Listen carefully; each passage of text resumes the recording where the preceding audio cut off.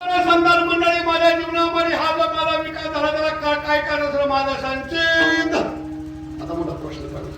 तुकोबारायांनी महाराज म्हणतात आपल्या जीवनामध्ये एवढं मोठं पद प्राप्त केलं ज्याला सच्चिदानंद पद म्हणतात. कोणतं पद म्हणतात? सच्चिदानंद पद. ते रामेश्वर भट म्हणतात ना, भारती तुकारामा स्वामी सद्गुरु रामा सच्चिदानंद मूर्ती पाहिला कवी. हे सच्चिदानंद पद साक्षात सच्चिदानंद परमात्मा पूजतो. पण भगवंत जर पूजत असताना महाराज म्हणतात काय एवढं तुम्हाला महत्व आलं. ऐका, का मानवी जीवनामध्ये एवढी पूजने येतात की देवाने आपल्याला पूजावं.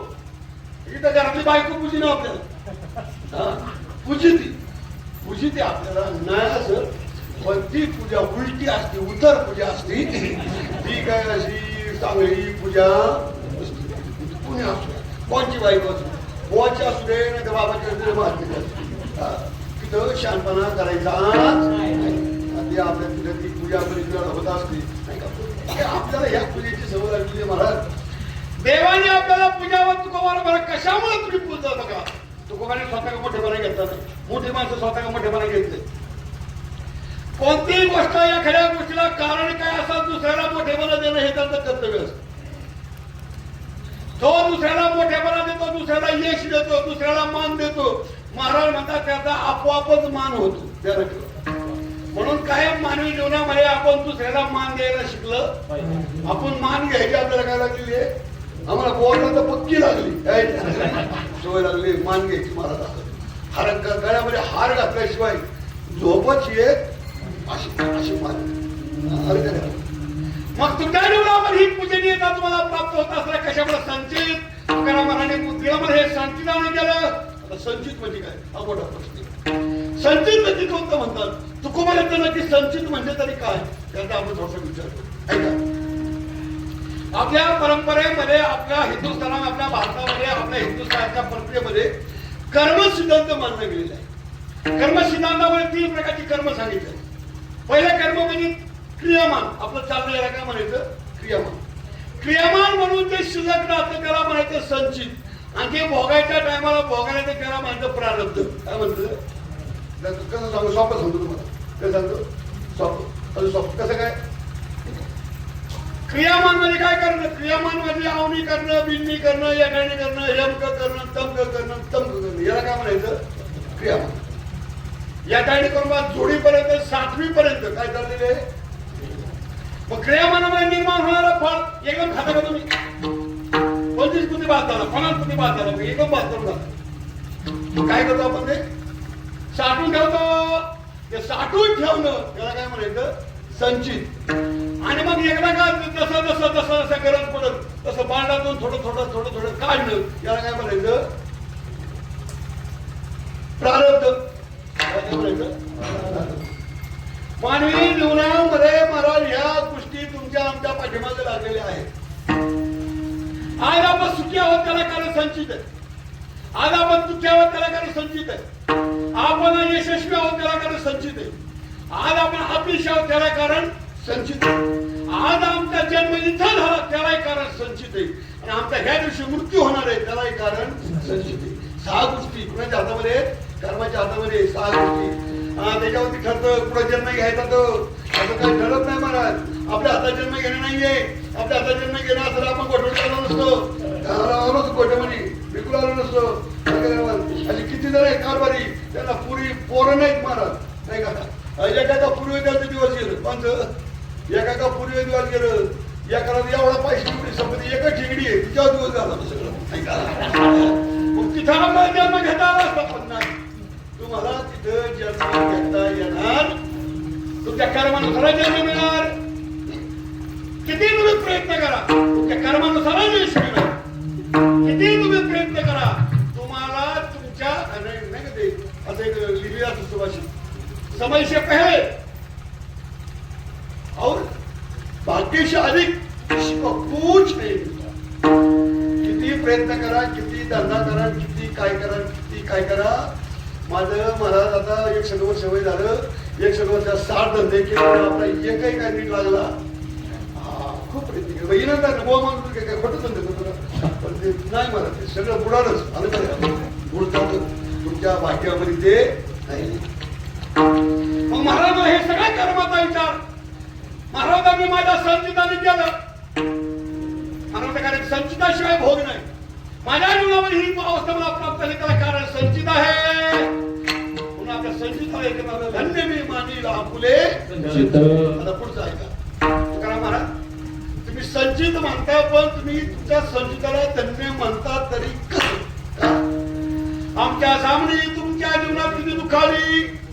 आमच्या सामने काय वाढली. आमच्या सामने दबाव वाढला. आमच्या सामने धंदा बुडाला. आमच्या सामने बायको वाढली. आमच्या सामने पोर मिळालं. आमच्या सामने तुमचा धंदा बुडाला. आमच्या सामने तुमचा मान गेला. आमच्या सामने तुमचं सगळं गेलं. हे कशामुळे घडलं? तुमचं हे म्हणणं बरोबर आहे. त्यालाही कारण संचित बरोबर घडे संचिता करावे ते म्हणी मनोळे मानोळे शेलू मनावा गोविंद न लगे रुसावे आणि का बहुता आपल्या संचिता वाचू.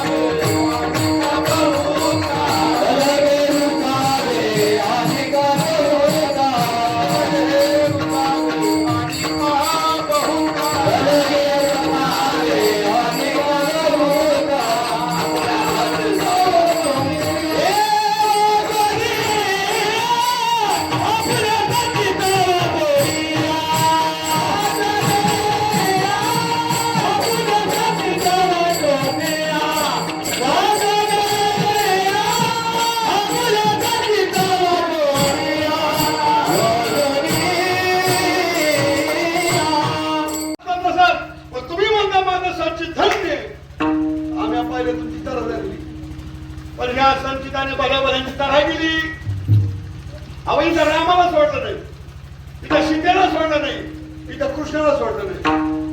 इथं रावणाला सोडलं नाही. इथं देवाच्या बापाला दशरथाला सोडलं नाही. या कर्माने सगळ्यांना रडवलेलं आहे. मर्याशी गावाला साध कर्मे निर्वशता बिल्ले दिले शार काळा पुरंदर शस्त्रनयन मर्याशी गावाला साध. हो त्या संचिताचा फार मोठा विचार असतात तुकाराम महाराजांना. मी माझ्या जीवनामध्ये ही पूज्यता मला प्राप्त झाली. त्याला काय कारण असेल ते माझं संचित धन्य मी मानेल. मी मला म्हणतो आप माझ्या स्वतःच्या संचिताला धन्य मानतो. पण महाराजांनी तू खाली त्याचं काय म्हणून ऐका. संचित तुम्ही ते म्हणतात की संचित हे नाही. कारण आम्ही देवाची भक्ती करतो आणि देवाच्या भक्ती करणाऱ्या माणसाला संचित लागत नाही असं तुकाराम महाराज. प्रारब्ध क्रिया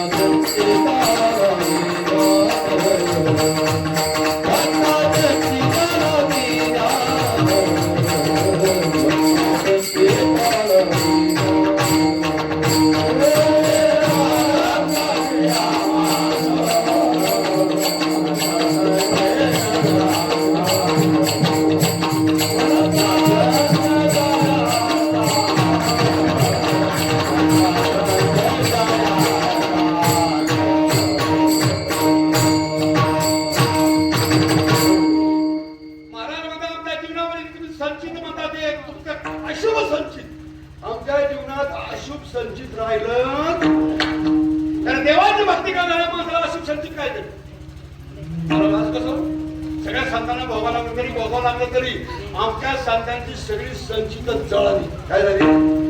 जळाली.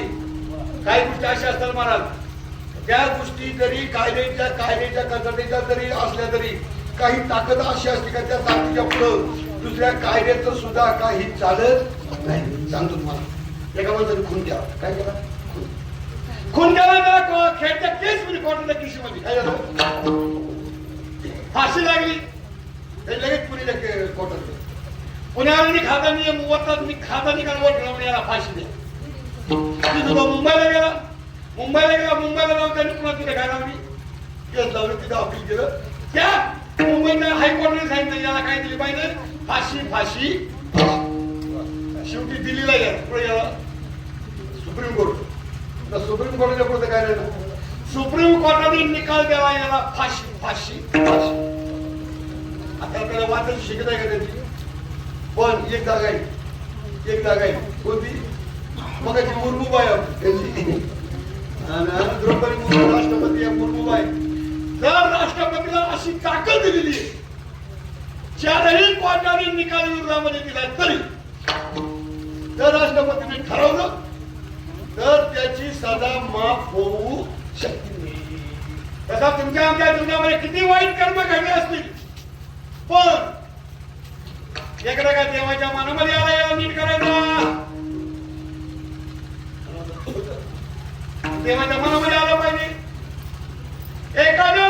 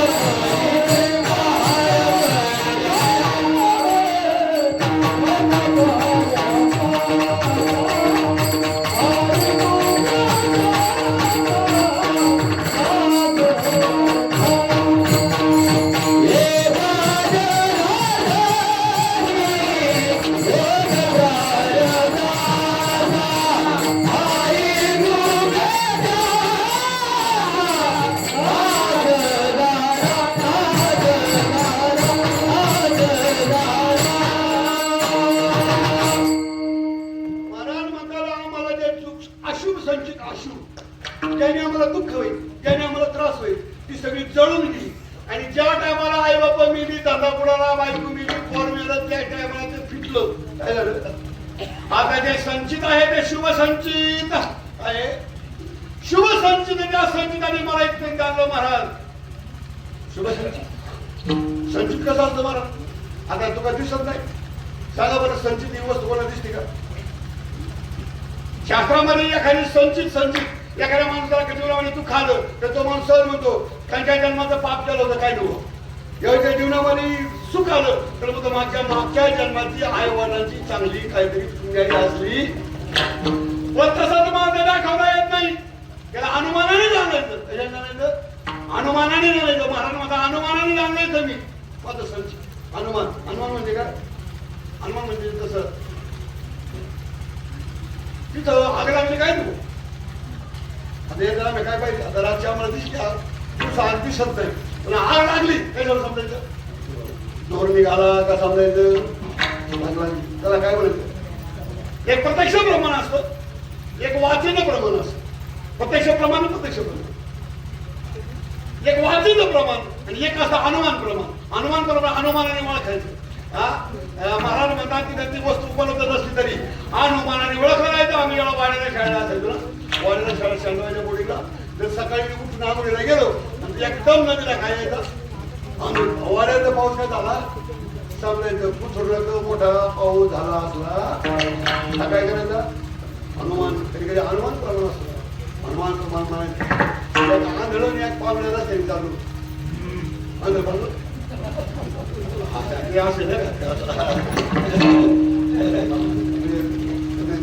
फुलं आंधळ होते हा पांढळ या खेळात पिक्चर बघा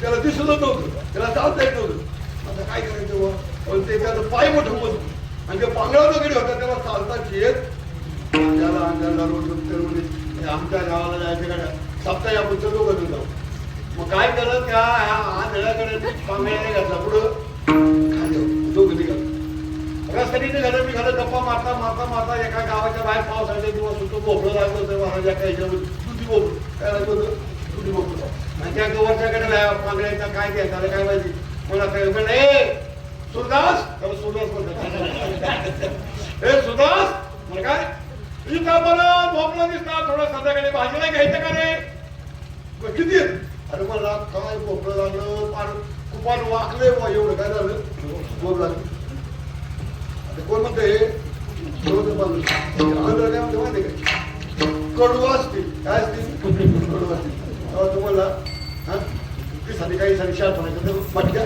मी सांगतो तिथं पुढचं पाहिजे का रे तुला दिसतंय का नाही कशावर म्हणलं आंधळे कशावर ते करू कशावर म्हणलं सांगा ते म्हणलं त्याचा असेल सांगा किती लागला रे भरपूर लागले त्याला राखण कोणीच नाही कोणी तोडलं का रे तोडलंही नाही लागलं भरपूर राखण कोणीच नाही तोडलं सुद्धा नाही याचा अर्थ हे काय खालच्या कडे ऐकाय कोण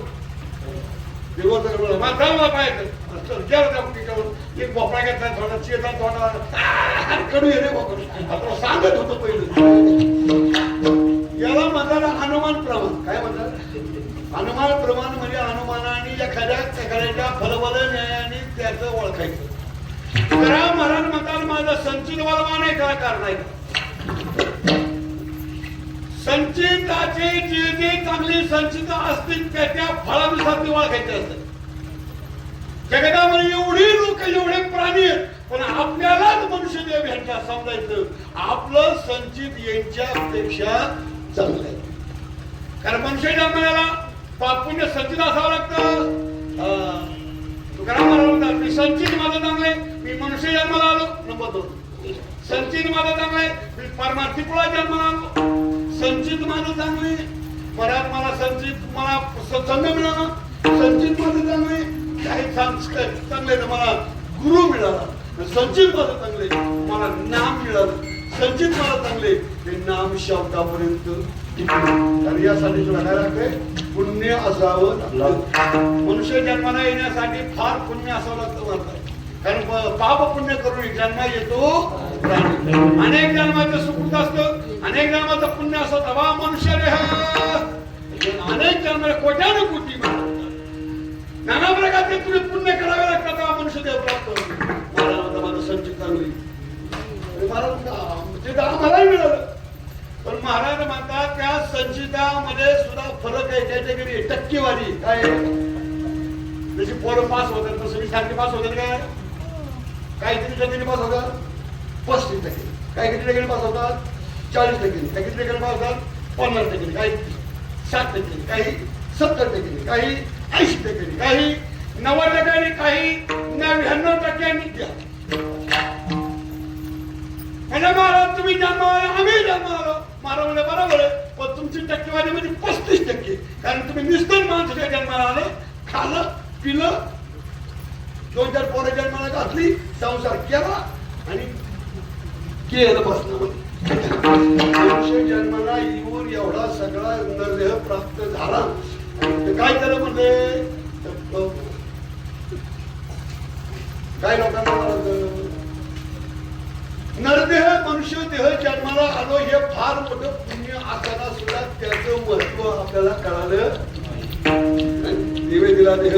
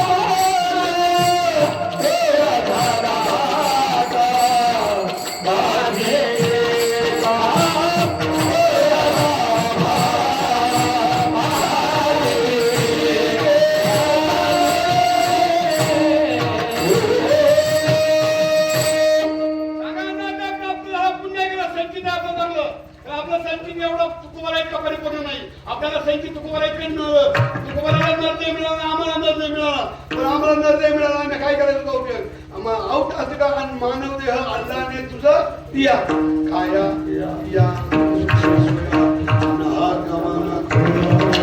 जन्म खाण्यापिण्यात घालवलं, आयुष्य असंच व्यर्थ घालवलं.